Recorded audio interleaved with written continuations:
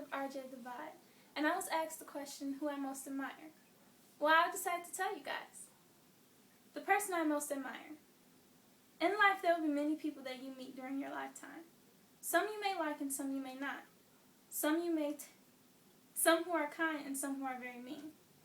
Although you may know many people and meet many people, there will be one person whom you take a strong liking to more than the others.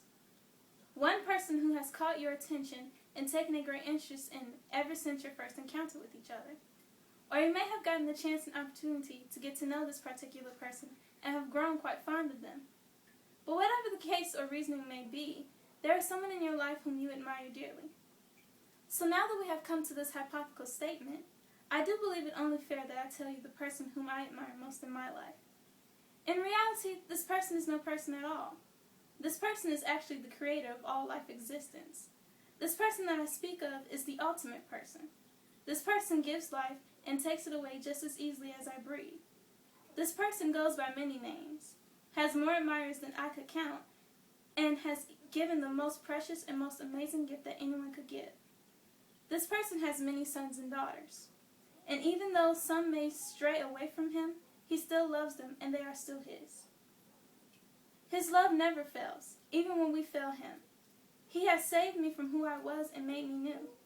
This person in whom I speak so highly of and loves me more than anyone and anything in this whole wide universe, well, his name is God. God is the person in whom I admire most in my life, and that shall never change. Before I was even alive in my mother's womb, he admired me first. He took a great liking to me even before my parents could hold me in their arms. So I ask you this, what other person can I meet in my life that is better than he, that loves me even before I knew myself? What other person can love me enough to give me his son's life to pay a debt that can only be shed by someone without sin and is pure? God gave his son Jesus Christ for me, so that I may live and not be torn down by the sins of this world. For God loved me first and still does.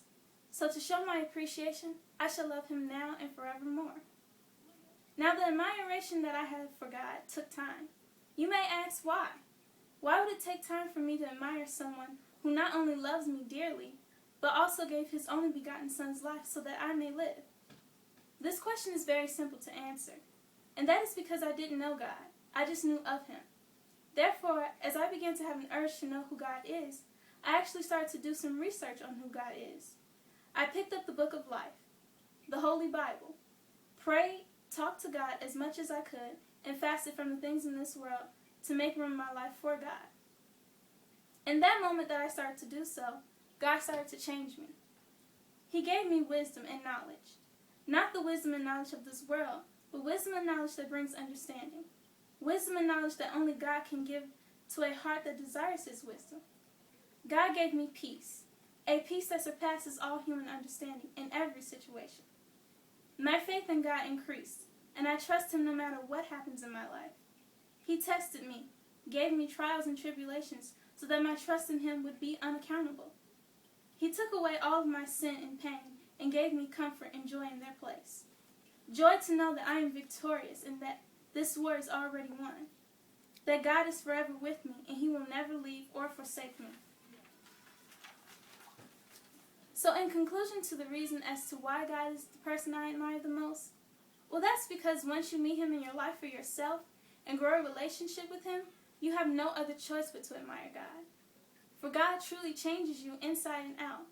Once you experience his magnificence, love, glory, and astounding greatness, you are only obligated to have him as your one person you admire the most.